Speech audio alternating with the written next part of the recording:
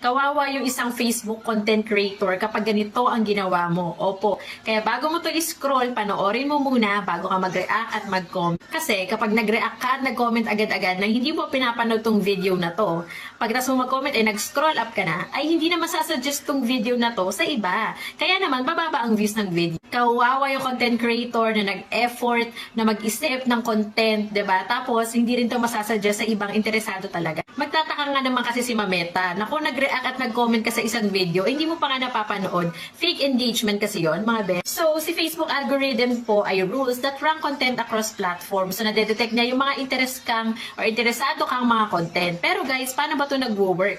So, nadedetect niya yung AI nga yan, guys. Kapag ini-scroll up mo lang yan, or kaya naman, nag-comment ka, nag-react ka, na hindi mo pa nga napapanood. So, kapag nag-comment ka agad na hindi mo pa ito napapanood, ay malilimitahan na yung pagkalat nitong video. Imbis na papanood pa to ng ibang mga hindi pa followers, ay nalilimit na nga yung pagpapakita nito or pagsasuggest ni Facebook sa iba. Nako, kawawa ka talaga kapag ang una nakapanood ng video mo ay mga hindi organic na followers or yung mga gusto lang masabi lang na nakipag-engage pero hindi naman talaga totoong nag-engage or hindi naman talaga totoong nanonood ng video. So kapag sila ang unang set na maka-comment dyan sa'yo, ay nako, bababa talaga.